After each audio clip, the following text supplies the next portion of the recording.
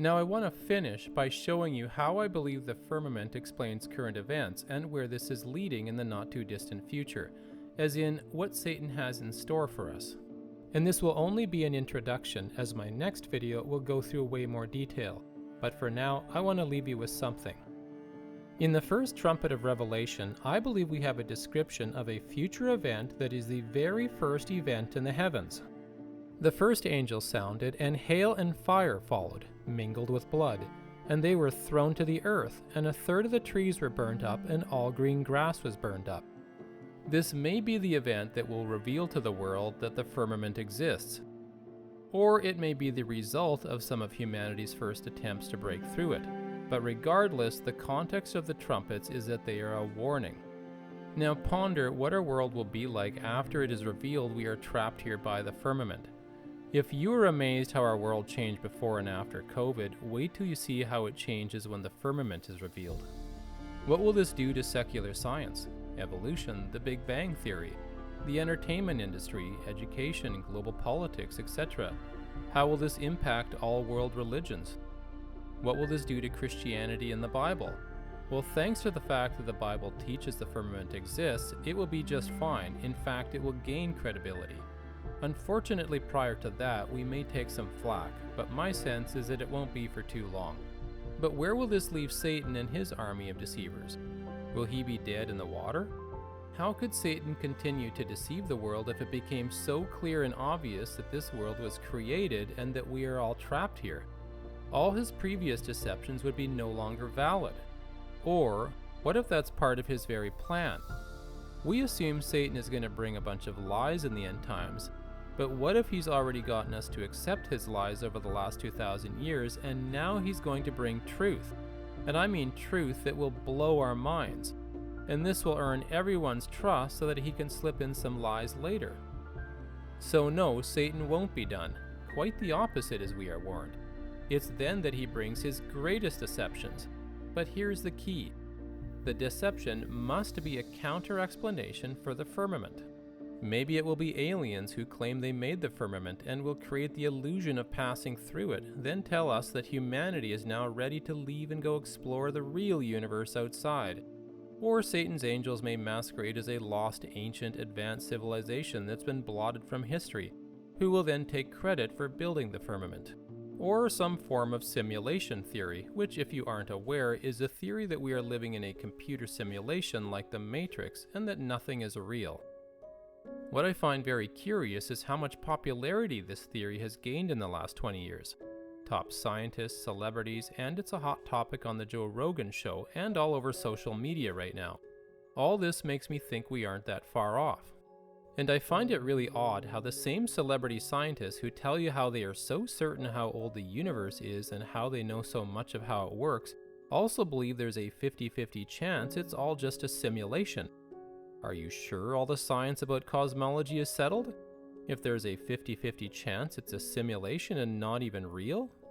The unsettling thing is that simulation theory isn't entirely different than the idea that God has created a special realm within the firmament where sinful humanity can live and survive away from heavenly beings, where the consequences of sin don't kill you instantly.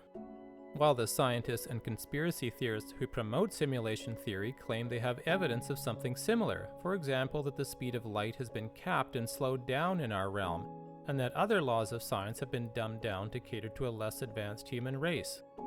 What's interesting is that simulation theory was invented by the Gnostics roughly 2,000 years ago, so don't expect it to be 100% different than the Bible, as the Gnostics combined ancient mysticism with the Bible, then devised deceptions specifically tailored to entice early Christians to join them. And these were the same folks whom the disciples were warning were coming up with alternative versions of the gospel.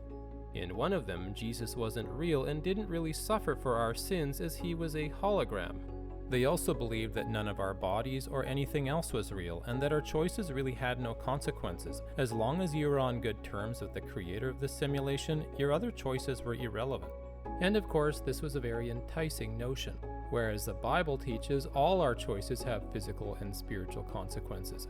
So whether we are making scientific, medical, lifestyle-related, or political choices, etc., that have negative consequences or are against God's will, this qualifies as sin.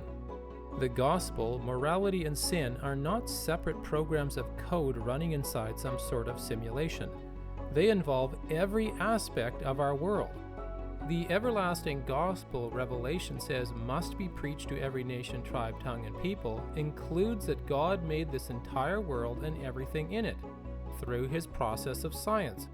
Therefore, the gospel includes everything, not just a small percentage of your choices. Now back to my claim that the last great deception will be a counter-explanation for the firmament or the heavens. I know that's a bold statement, but I've already provided so much evidence of this so far. Is there any more evidence?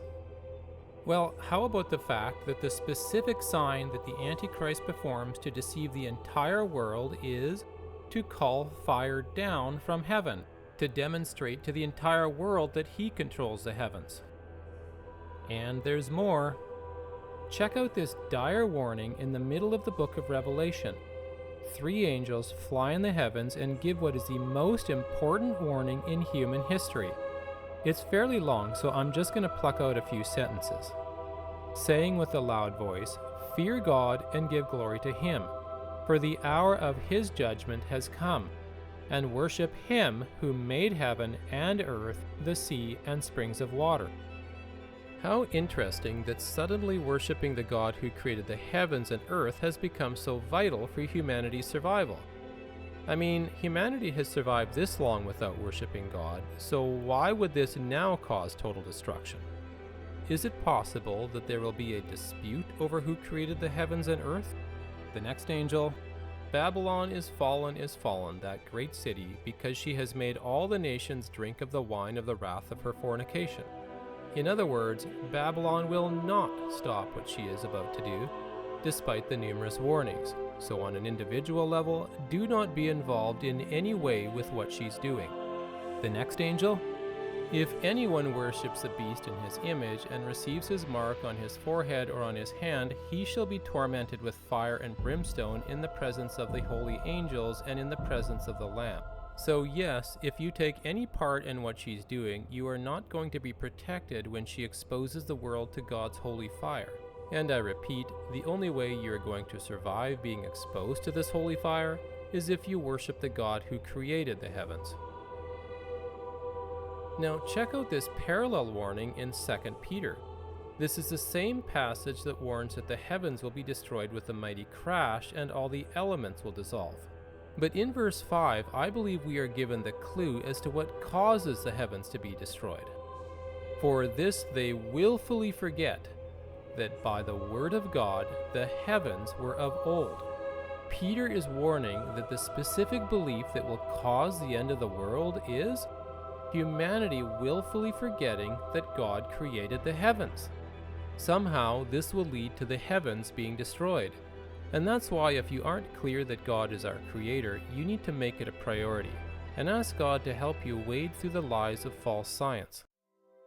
So now we are finally done, and thanks for watching, and I hope what you've learned will benefit you. As you can see, prophecy continually repeats the same warning in different ways over and over and over. And the sad thing is the main reason all the theologians of the world have missed this is they have accepted the lies that secular scientists have fed us. They have essentially allowed them to lock up the Bible or seal up prophecy so that we could not see it. So now in closing, I want to offer some advice. Do not expect Christianity to accept what I've presented. Truth is usually accepted by the few who are on the narrow path, especially when it's a new truth. So I encourage you to share this video with those who you think are ready for it. But do not share it for the wrong reason, that being that you need others to agree with it in order for you to believe it. The best way for you to know if this is the truth is to bring it to God. You and Him, one-on-one. But if your pastor and your church reject this truth, don't go causing division and don't leave your church. Continue learning many valuable truths from your pastor and enjoy the blessings that come from Christian fellowship. And to all the good pastors out there, I know that God has put much of this on your hearts as well, as I've spoken with many of you who admit it in private, but you are afraid to stick your neck out. So then you gently and covertly introduce these truths to your congregation in ways that are limiting but safe. So I've stuck my neck out for you. with the hopes of getting the whole world talking so that it becomes easier for everyone who is convicted to begin sticking their necks out together. In other words, if your members approach you on certain topics from this video that you know to be true, are you going to deny it to protect your job? Are you concerned of the division this may cause? Or that your congregation is not ready to handle controversial topics? Have you considered that God has promised to pour out the latter rain on his people in the end times to help them to discern truth, just as he did at Pentecost? Therefore be patient, brethren, until the coming of the Lord. See how the Father waits for the precious fruits of the earth, waiting patiently for it until it receives the early and latter rain? And are you aware that the Spirit of God is poured out only as it's needed? Get it? An easy version of truth only requires a small amount of God's Spirit to be poured out. I am hoping that this will lead to a reformation in Christianity and put an end to this era of great confusion where Christian relativism has become an accepted consolation. And I want to clarify that I don't believe I'm hitting the perfect bullseye yet, but I am on the target, and my hope is that instead of people attacking me or trying to discredit me by finding one mistake, we can all work together to get to that bullseye. And I also need to clarify that the reason I made this video was not to become famous or make a name for myself. For some reason, people just love to assume that. The actual reason was because no one else would.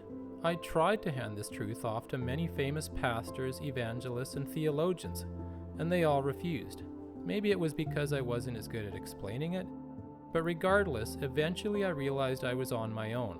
No one would do it except for me, and I have no qualifications, credentials, no ministry or following, nothing. So I told God I would do it, and of course God sees the future and knew that I would. So he showed me how to overcome all these barriers. He gave me all the inspiration, taught me all the missing pieces, because he knew that I would accept the truth and that I would share it no matter what it was. And he helped me write this video. My hope is that now all the folks more qualified than me will take up the torch and increase that I might decrease. But consider that if you don't, it will be the laity like me who will have to do it, and we will increase instead. Now that you have seen what God has taught one unlearned laity, you ultimately know that you were not needed to finish the work. Remember that the same fate befell the Pharisees when they were replaced by 12 unlearned disciples. And we are promised that this will happen again with the 144,000, as there is no guarantee any of them will be clergy. But that choice is up to you. And it shall come to pass in the last days, says God, that I will pour out of my Spirit on all flesh, that your sons and your daughters shall prophesy. Your young men shall see visions. Your old men shall dream dreams. And on my menservants and on my maidservants I will pour out my Spirit in those days, and they shall prophesy. I will show wonders in heaven above and signs in the earth beneath, blood and fire and vapor of smoke. The sun shall be turned into darkness and the moon into blood before the coming of the great and awesome day of the Lord. And it shall come to pass that whoever calls on the name of the Lord shall be saved. At that time Michael shall stand up, the great prince who stands watch over the sons of your people. And there shall be a time of trouble such as never was since there was a nation, even to that time. At that time your people shall be delivered, every one who is found written in the book. And many of those who sleep in the dust of the earth shall awake, some to everlasting life, some to shame and everlasting contempt. Those who are wise shall shine like the brightness of the firmament, and those who turn many to righteousness like the stars forever and ever.